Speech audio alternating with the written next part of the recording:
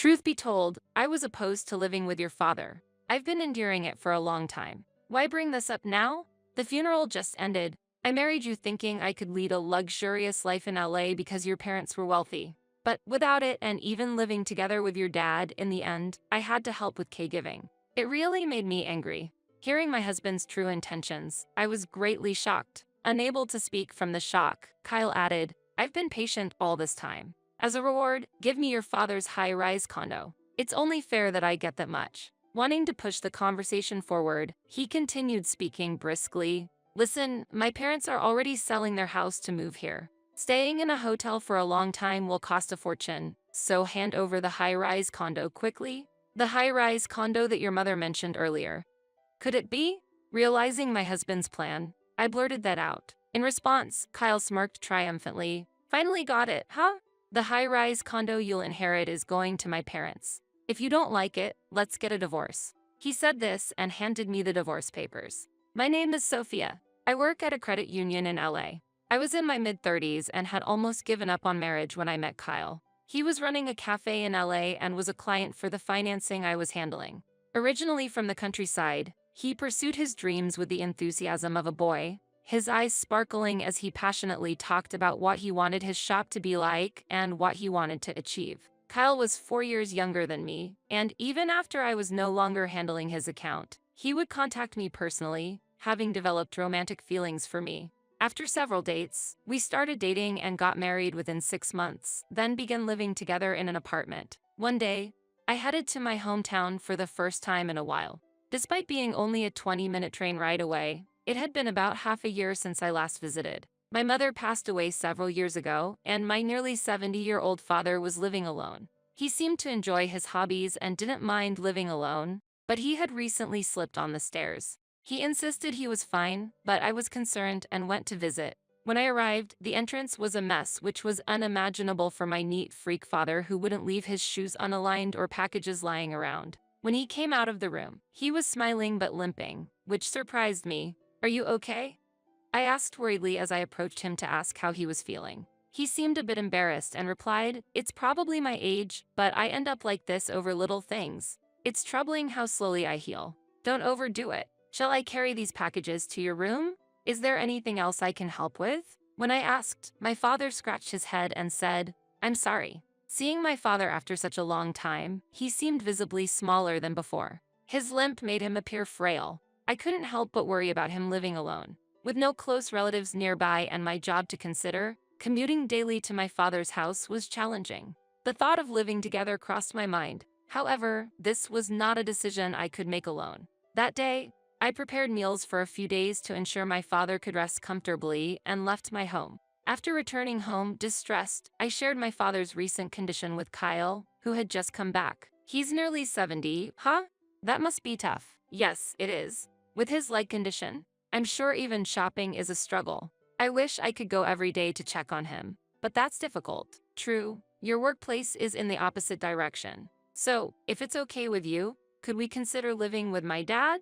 Kyle looked surprised and his eyes widened. I couldn't tell if his reaction was positive or negative, and I felt a bit anxious. I intend to contribute to the living expenses. There's no rent, and it would be closer to your cafe. My commute would be a bit longer, though, but I think there are no downsides for you. After saying this, Kyle remained silent, thinking it over. Finally, he clapped his hands decisively and said, Let's live together. Really? Yes. As you said, it might be good for me too. Most importantly, I'm worried about your father. If it eases your concerns, living together is a good choice. Kyle, thank you. And so, we moved to my family home and started a new life with my father. My father owned a high-rise condo and had rental income, so he had a stable income even after retirement. He still had some retirement funds left, and he said we didn't need to pay rent or living expenses.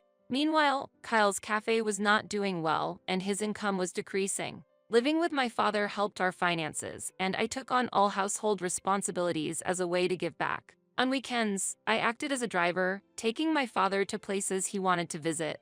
Although his mobility was limited, my father, who had always been active, seemed to enjoy his lifestyle. Next, I want to go here. During the weekdays, my father would research various places on his computer, seriously picking where to go on the weekend. When he decided, he always reported back to me with a smile. For me, going to the places my father was interested in became a highlight of my weekends, and a good relationship was established between Kyle, my father, and me. I felt the decision to live together was the right one. However, these peaceful days did not last. One day, my father fell indoors and became bedridden, not just limping anymore. It was then that Kyle began to show his true colors. I thought, Dad's lunch is still here. When I returned from work, I found my father's lunch, which I had prepared in the morning, left untouched in the kitchen, and I instantly had a bad feeling. I rushed to my father's room. Dad, what happened to your lunch? Are you feeling ill? Welcome back, Sophia. My condition is the same as usual. I'm fine. Did Kyle forget to prepare it again? Kyle is busy with his work. It's understandable he forgets. Despite my father defending him, I was upset with Kyle's recent behavior. This was not the first time Kyle had failed to serve my father's lunch. Since my father became bedridden and could no longer leave his room on his own, I had relied on Kyle, who started work later, to provide lunch for him. However, though my father required caregiving, Kyle was clearly reluctant in taking care of him, and he only helped a few times. After that, he began to refuse, making excuses, and neglecting my father. Even when I asked for help, Kyle's attitude did not change. On the contrary, he started to speak harshly. Why do I have to take care of your dad? But you agreed to live together, didn't you? But I never said I'd do caregiving. Since we started living together, Kyle had been receiving a significant amount of financial support from my father for his store. In such a situation, I was angry with my husband for complaining about caregiving and not showing gratitude. Moreover, complaints came from his parents too. We thought it was wonderful to live in a single-family home in LA, but to think you moved in together just to make Kyle take care of your father. What? I didn't mean that. Moving in was a decision made together with Kyle. Kyle said he accepted because you pushed him hard. I feel sorry for Kyle. You should manage your own parents' issues yourself. My mother-in-law shouted this and hung up the phone before I could argue. I was upset not only by Kyle's portrayal of our situation to his parents, but also by my mother-in-law's response. Despite knowing that my father had become bedridden, his parents did not offer any words of concern for his health or any appreciation for me. The call from my mother-in-law brought not only anger but also sadness. I thought, can I really consider them as family if they don't cooperate in such circumstances? Thinking this, I spent my days overwhelmed with work, household chores, and caring for my father. After a while, my father passed away. Although he used to enjoy going out, after becoming bedridden, he appeared cheerful but gradually became depressed and lost his appetite. Until the end, he acted cheerful, saying, "Don't worry, I'm fine," and concerned about whether I was getting along with Kyle. Looking back, I feel I burdened him greatly. After my father's funeral, regret continued to pierce my heart. I tormented myself with self-loathing, wondering if I could have done more, or if discussing things properly with Kyle could have spared my father the worry. At that moment, I heard the door open and looked towards the entrance. I thought it was Kyle returning home, but his parents followed him inside. I hurried to the entrance. "Father or mother, thank you so much for coming all this way." Kyle's parents had traveled several hours by train from their home, staying at a hotel to attend the wake and funeral.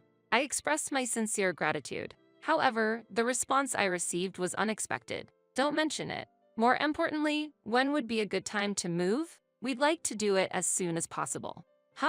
I was confused, not understanding what they were talking about. But despite my confusion, my mother-in-law continued the conversation. "I've always dreamed of living in the heart of the city. A high-rise condo, I never imagined it.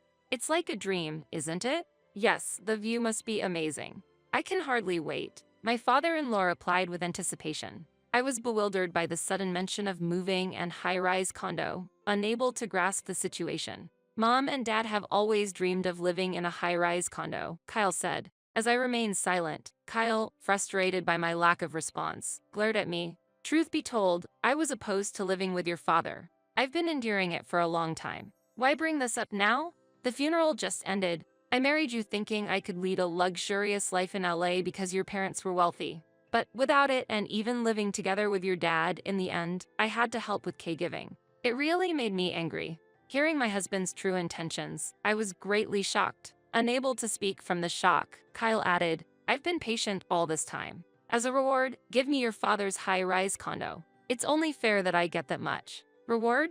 But you've received considerable support from my father too, right? That doesn't matter anymore. It was really helpful while it lasted. What? My anger rose as I felt my father was belittled, but Kyle seemed indifferent. Wanting to push the conversation forward, he continued speaking briskly. Listen, my parents are already selling their house to move here. Staying in a hotel for a long time will cost a fortune, so hand over the high-rise condo quickly. The high-rise condo that your mother mentioned earlier. Could it be? Realizing my husband's plan, I blurted that out. In response, Kyle smirked triumphantly. Finally got it, huh? The high-rise condo you'll inherit is going to my parents. If you don't like it, let's get a divorce. He said this and handed me the divorce papers. At the word divorce, something inside me snapped. I thought, I've reached my limit. Okay. What? Kyle looked unable to hide his surprise at my brisk reply. Hey, are you serious? You're saying you want to divorce? That's fine. I can imagine continuing to live with someone who married me for money and despises even the help my father gave. Just get out of my sight. I shouted loudly and snatched the divorce papers from Kyle. For a moment, he was taken aback, but he quickly regained his composure. Your father has passed away, and you're not thinking clearly. What? I'll give you 3 days to think it over. Make sure you don't regret this. With that, he left the house, taking his parents with him. 3 days later, as scheduled, Kyle and his parents showed up in front of the high-rise condo. They were trying to enter the condo without permission, but I had already taken precautions. When Kyle rang the intercom, someone appeared from inside the house. This will be ours from now on. Could you please leave quickly? Kyle was saying that politely, but his attitude conveyed disdain. However, the person calmly responded to Kyle, saying, I own this property. I cannot leave. That's impossible. My wife inherited this high-rise condo. It can't be yours. Unfortunately, what this person is saying is correct. Hot Sophia. Surprised to see me emerge from behind the resident, Kyle was taken aback. I explained to Kyle, this person is Mr. Simpson, a friend of my father. He has been living here for a while, but it doesn't make sense for this to be his. It was originally your father's and you were supposed to inherit it, weren't you? This room has already been sold. What? Mr. Simpson had been living in the high-rise condo owned by my father for some time and had frequently visited our family home even after my father fell ill. After my father's death and learning Kyle's true intentions, I decided not to let things go his way and sold the high-rise condo to Mr. Simpson. When Kyle learned that, he flew into a rage, confronted me, and hurled insults. What are you deciding on your own? What about the place meant for my parents to live? Well, do you even realize what you've done? Do you think it's okay to make such a big decision without your husband's consent? We're not married anymore, are we? What? Surprised by my response, I calmly answered. You said if I didn't want to hand over the high-rise condo, we should get a divorce. That's invalid. You tricked us, so I won't divorce you until you've paid for your mistakes. If you say you'll buy back the high-rise condo for my parents, I might consider not getting a divorce. I was just dumbfounded by Kyle's claim. I regretted ever marrying such a self-centered person. Unfortunately, the divorce papers have already been submitted. You brought the filled-out divorce papers, didn't you? Also, I plan to sue you for compensation. Compensation? Don't joke. I haven't done anything to be sued for. At the word compensation, Kyle seemed to care less about the divorce and made a fuss. I was confident of my victory. Let me explain that in detail as a lawyer.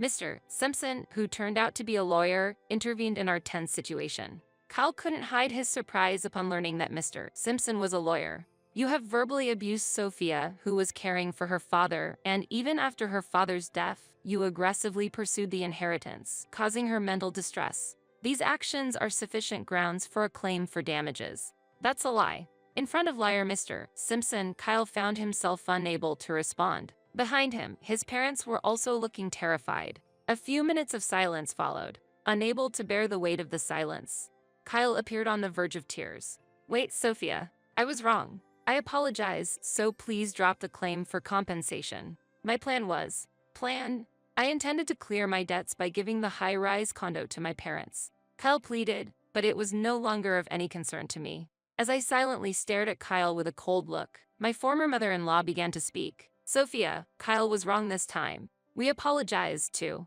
Could you please give us the condo? She seemed to have a strong desire for the high-rise condo, as she asked me with tears in her eyes. I'm asking you, too. Her husband added desperately, but my anger was not appeased. No matter how much my former husband and his parents apologized, my heart would not be swayed. Isn't it too convenient to apologize and seek forgiveness now? The condo is already Mr. Simpson's, and I will claim compensation. Please never show yourself in front of me again. As I spoke coldly, Mr. Simpson continued as if to support me. If you continue to stay here, we will have to call the police. Are you okay with that? All right, we're leaving. At the mention of the police, Kyle and his parents hurriedly left the condo. Months later, after a fallout with his parents due to differing stories, Kyle, with no sources of funding left and the cafe business continuing to worsen, found himself unable to borrow money from anywhere and eventually had to close down.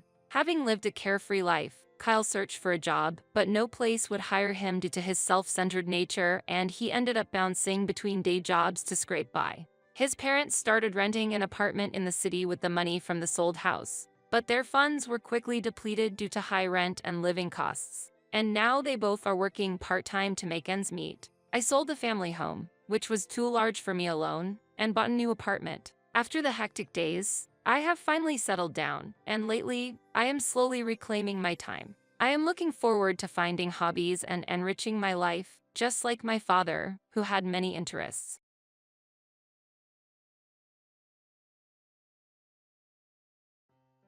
When Eric, my husband, learned that I could not inherit my father's fortune, he flew into a rage. Wait, what? You won't inherit the money? Then you're of no use to me. I want a divorce. After that declaration, he quickly remarried my sister. I took my revenge on them. I am Angela. I am 32 years old and an employee at a general company.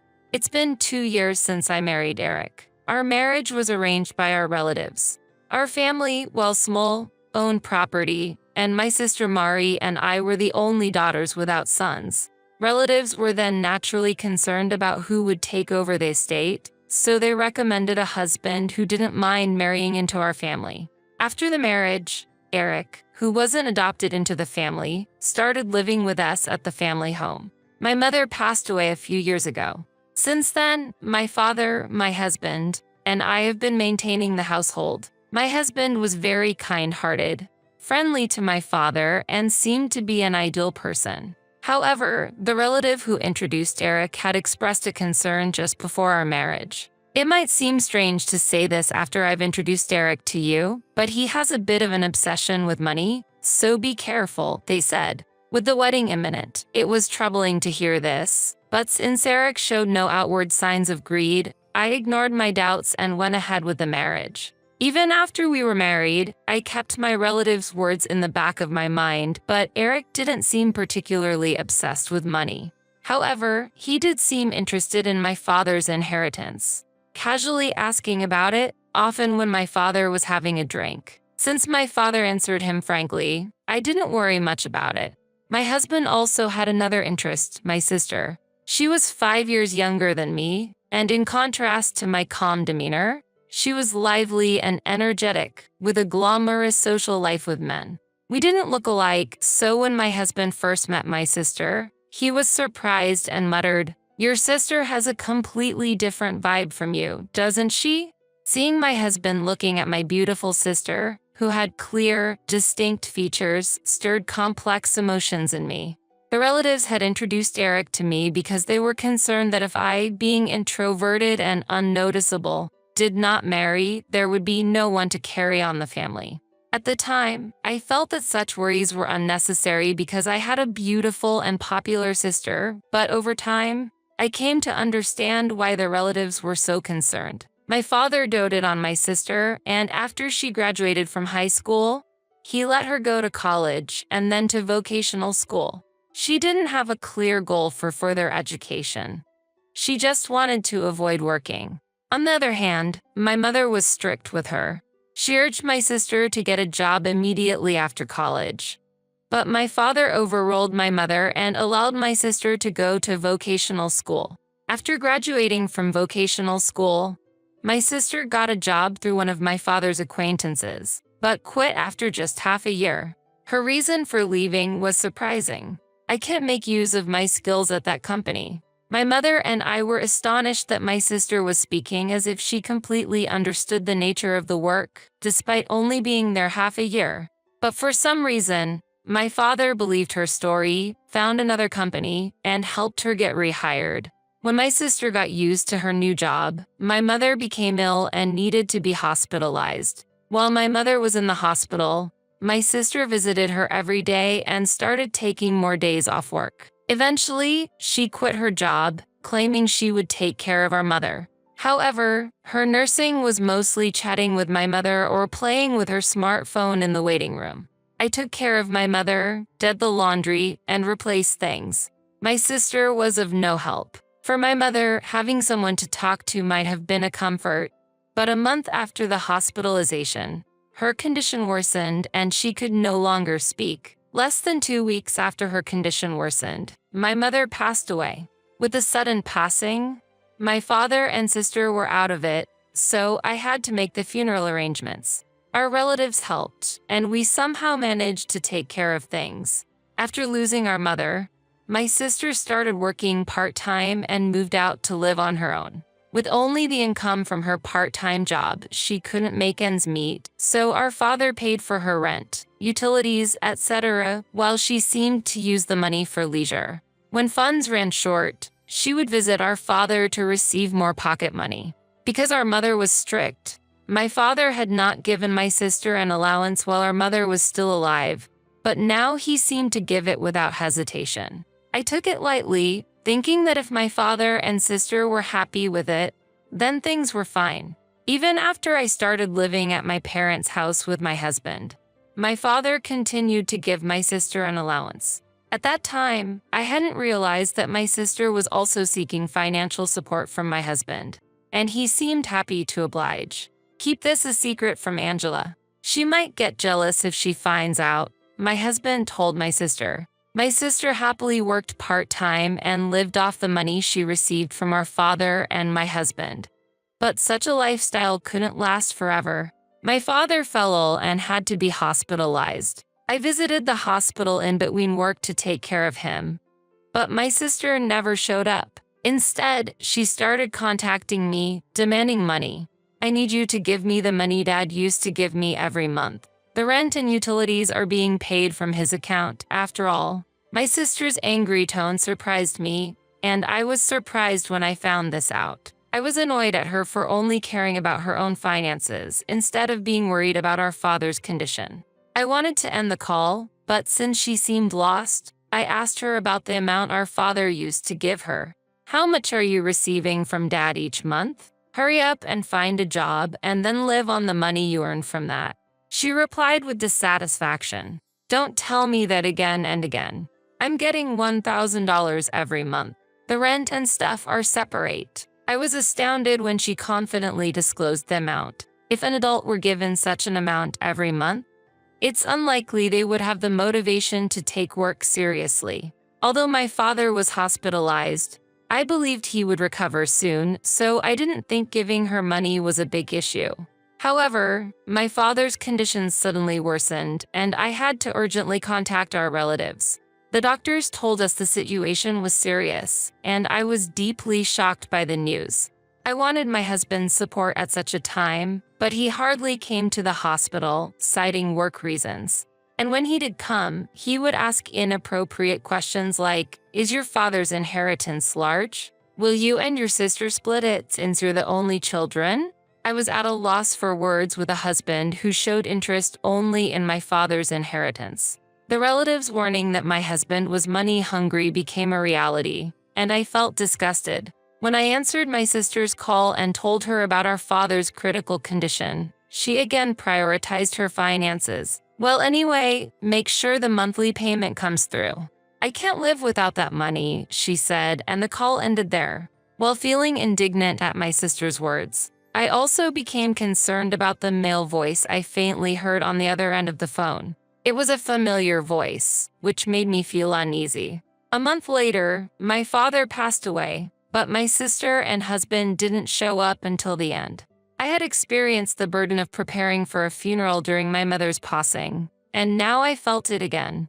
To make matters worse, my husband and sister didn't offer any help, and my sister didn't even attend the funeral. My husband attended, but left immediately after, saying he had work. The relative who had introduced me to my husband noticed his absence and asked me, "Isn't your husband supposed to be here?" Isn't it odd for the main person in mourning to be absent? All I could do was respond with a wry smile. I guess he's busy with work and had to leave, I said. Hearing my response, the relatives sighed, but I also felt a deep desire to sigh. After my father's funeral ended quietly, and I had a moment of relief, my husband asked me with a smirk, "Finally, huh? So how much will you inherit? Even half would be a substantial amount, right?" As the relatives had warned me before the marriage, it seemed that my husband's mind was filled with thoughts of my father's fortune. Disappointed in his inappropriate remarks, I responded casually, "My sister gets $10 million, and I get nothing." Legal consultations hadn't even started, and I had yet to sort out my feelings just after the funeral. Seeing my husband gleefully talk about the inheritance, I couldn't help but laugh out of anger. Taking my words seriously, my husband immediately raised his voice. "What, you can't inherit the fortune? Then you're of no use to me. I want a divorce." I felt the same way and gladly agreed to his proposal. "That's fine. It's clear that you married me for my father's inheritance from the start. I'll gladly divorce you." I shouted this as I thrust the already prepared divorce papers at him. Caught off guard that I had the divorce papers already, my husband was a bit shaken, but quickly signed them. As he left the house, he said, "I'm divorcing you, who got zero from the inheritance, to remarry your sister Mary and get $10 million. Unaffected by his words, I immediately went to the legal office and filed for divorce. In the end, I was able to cut ties with a heartless man who was only obsessed with money. The next day, my ex-husband rushed to submit a marriage registration to marry my sister. A few days later, he called me. Still believing the previous story, he raised his voice. "When will the inheritance division begin? Hurry up and give Mary $10 million. I was quietly waiting for his call. I had no intention of going out of my way to contact him after he left the house. I responded to my ex-husband in a business-like tone. "Let's meet at our house this Sunday. I'll be waiting to discuss things then." My ex-husband, believing he was to receive an inheritance, seemed ecstatic after hanging up. However, the thought of seeing his reaction when he learned the actual facts was a sort of pleasure for me. When the weekend came and my ex-husband and sister arrived at our family home, they were surprised to find that I had invited a lawyer.